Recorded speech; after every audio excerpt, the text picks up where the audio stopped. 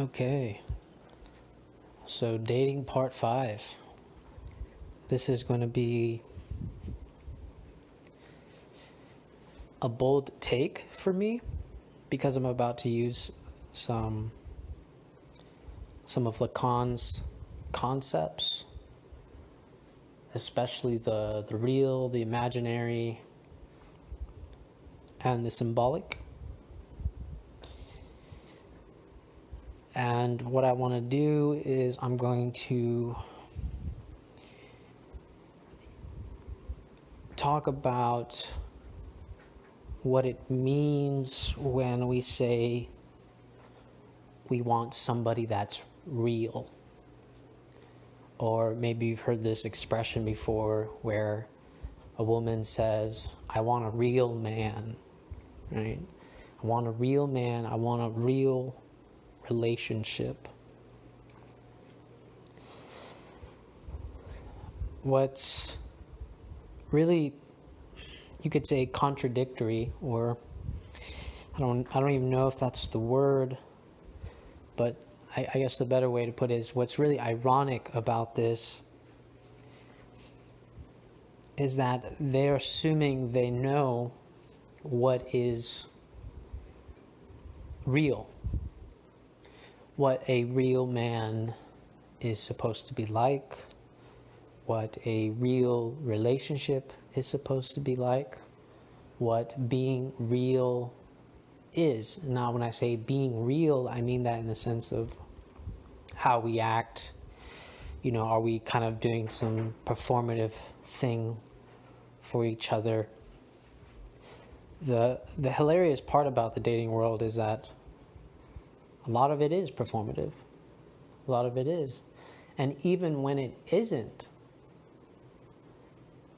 this is where Lacan gets really useful here, because even when it isn't, they're still participating in the what Lacan would call the symbolic order, which is, to break it down, at least from my understanding, the structure, right? Just the structure of the underlying structure, right? This structure, we don't really see it, so to speak, but it's always there. It's like form.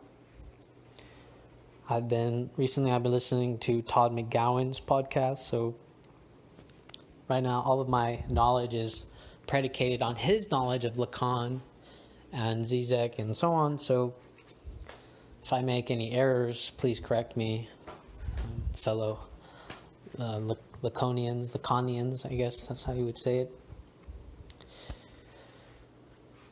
But okay, so let's go back. Okay, so when we say that we want a real man or a real person, or we just want to be real with each other, okay,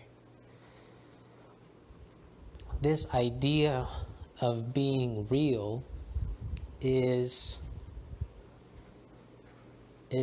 I believe what Lacan would say imaginary. Right? It's completely imaginary. It's appearances in reality. It's what we think or feel that appears to what we believe as real, right? Either this be a woman wanting a real man, and when we say this, she's implying some sort of kind of behavior and emotional relation that we can see each other, and it's not just all these games. But the thing is, even all these games, all this performative gestures, all the language that we use with each other, this is what Lacan would call the symbolic, right? So we're always in the symbolic. And since we're always in the symbolic, it's ironical it's ironical. It's ironic that we as, singles or people that are in relationships want to find somebody that's real. Because even finding somebody that's real isn't really real. It's what Lacan would call the part of the imaginary. We've set some kind of standard to the appearances of what we deem as real, as a, what it means to be real with each other, right? What it means to relate to each other. These appearances that we desire, and is what Lacan would call imaginary. So if a woman says she wants a real man, it's really just a notion of the real man, and she's not understanding that she's following some kind of structure that already is in place, some kind of language that is already in place that forms her views of what a real man should be like. And this is this formation, this structure is the symbolic. And I'm trying to do my best way to explain it the way I've been learning it. So please forgive me if this is entirely wrong. I'm taking a chance. What can I say? But here's the thing. And someone's, I'm pretty sure you guys were listening, like, okay, so what are you trying to say now? Like, you're trying to say that me wanting a real relationship, a real person, someone that's not being performative, it's still going to be imaginary? And I think Lacan would say yes.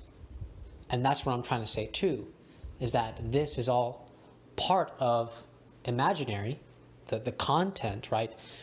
We follow a specific content of what we define as real.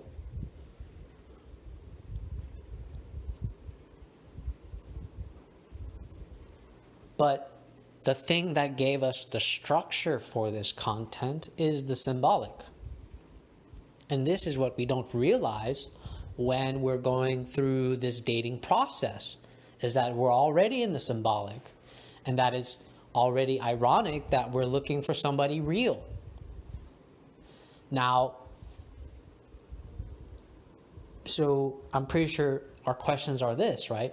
So is it ever possible to encounter somebody that's real? Well, it's not going to be the notion of real that you think it is, because your notion of real is only imaginary, right? It's simply content. And it's the symbolic that has given form to that content. But the thing is, there's a gap, right? There's a disruption in the dating world. And this is when the content and the form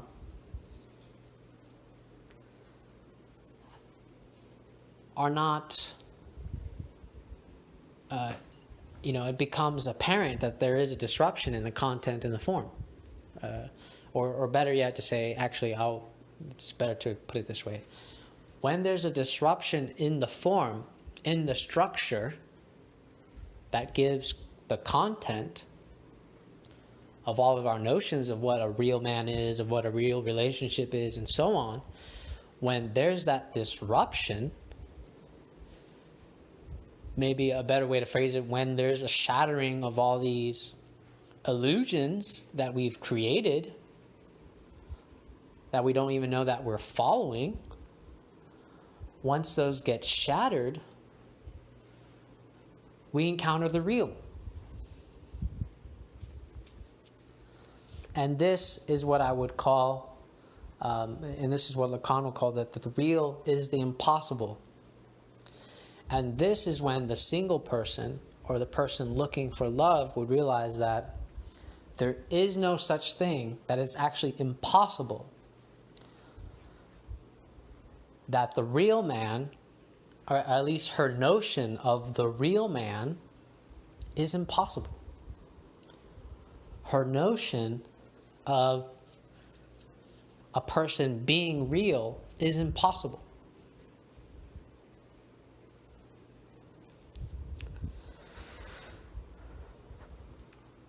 And it's hard to understand that because I would say very little, well, I mean, it just depends on experiences, so I'm not going to make that generalization. Depending on your experiences with other people, you might not ever come into this disruption. But to give an example of what this disruption is, right, is if you decide to go on a date with somebody and you tell them from the get-go that you've been cheated on and you just want to find someone that's loyal, somebody that's quote, quote, real, and you're just tired of heartbreak, and so on and so on. And, you know, the other person agrees with you, right? They're saying, like, yeah, I totally agree. You know, cheating's bad. I'm tired of the performative dating world, all this other stuff. But then then let's say that date goes well and you guys start dating. And before you know it, tensions start rising. You guys start seeing each other a little bit more clearly. You guys start realizing that your notions of cheating don't actually match with each other's notions of cheating, or just to give an example. And you guys break up.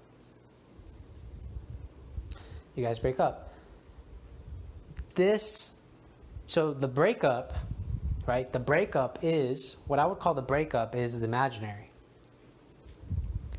The breakup is the imaginary, not in the sense that it doesn't actually happen, but the breakup is in the sense of that it's the visible manifestation, right? You guys break up, you guys had arguments, this is all the content, right? And you guys are still kind of blindly in the structure of how society has structured relationships and how relationships should be and everything like that. This is all the symbolic order. Now, but what's real? Well, the real is this. Because the way the structure is,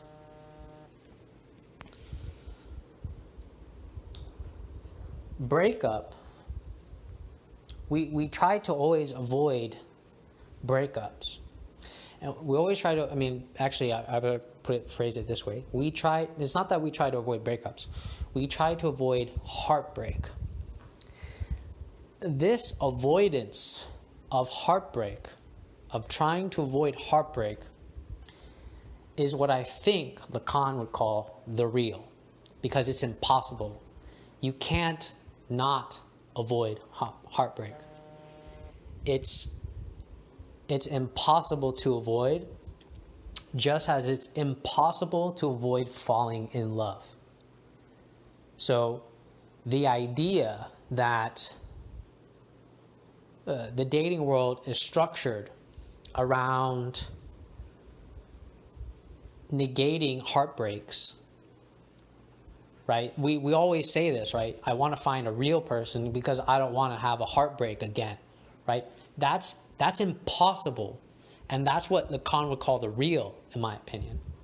And the same thing with being hurt so often that we say, I'm not going to fall in love with anybody anymore, yet give it a couple months in and you find yourself in love with someone, right? This is also the real, the impossibility of avoiding love and the impossibility of avoiding a heartbreak. They're both the same sides of this, they're both on the same coin, just two different sides. And this is the real. It's impossible. You can't avoid these. And the funny thing is, the whole symbolic structure of the dating world, the whole structure, the whole language of the dating world is catered to avoiding these impossible avoidances. The whole algorithm, right? Our whole dating language is about avoiding heartbreak, avoiding falling in love. And if we do want to fall in love, we want to fall in love on our own terms. That's also impossible. When you fall in love, you're already in it.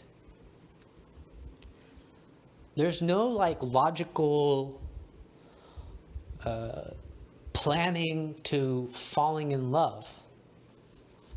And that's why I think dating coaches is hilarious. Honestly, it's hilarious because it just participates in the symbolic order. Because why does someone, okay, so if we're being honest with ourselves, typically people date to fall in love. Okay. People date to fall in love.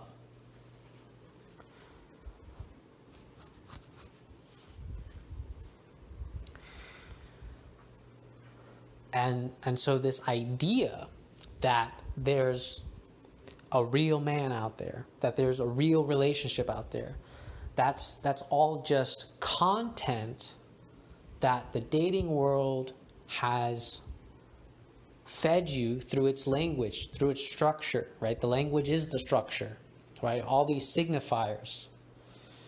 That's the symbolic. Just to stress that again, that's the symbolic. We're always in the symbolic.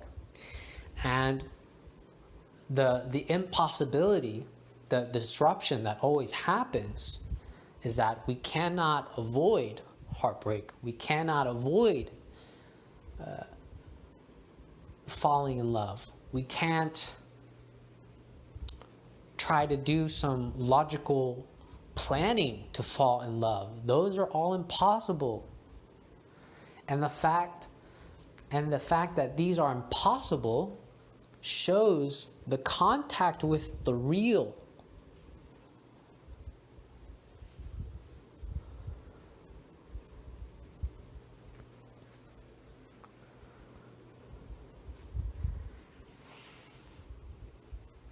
And once we realize, in my opinion, once we realize that these are impossible, because these are impossible, we could potentially have better relationships. And I think realizing this can give the allowance to change the structure. I mean, there's still going to be a gap in the structure. There's still going to be disruptions, possibly. But we can probably, maybe, I don't know, improve the experience of it if we realize that, one, finding a real person is impossible. Avoiding love is impossible. Well, let me put it this way. Trying not to fall in love is impossible. Trying to avoid heartbreak is impossible.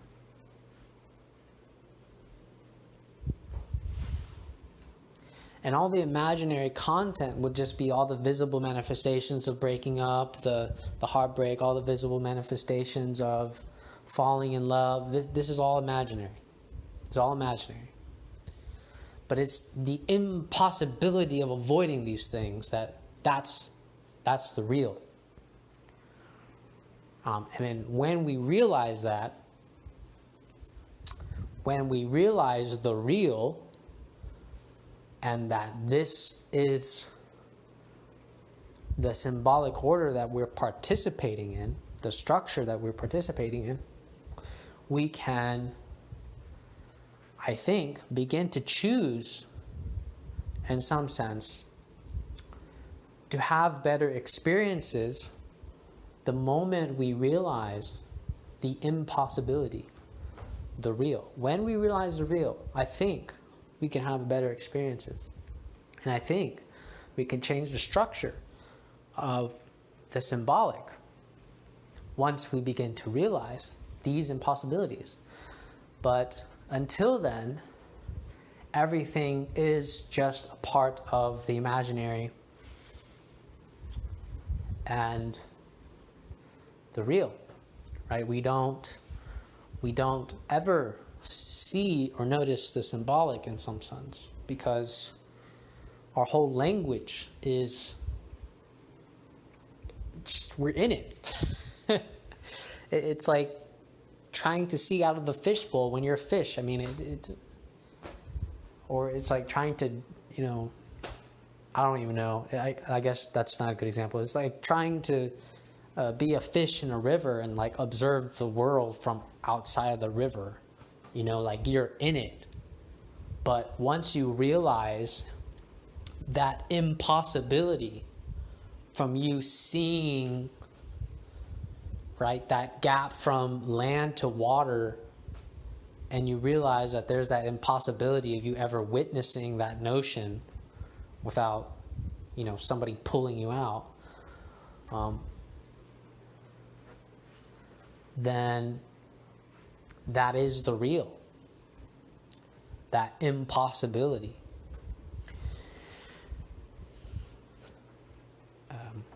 So hopefully I've made that clear, and I've made that something worth thinking about, using Lacan in the dating world.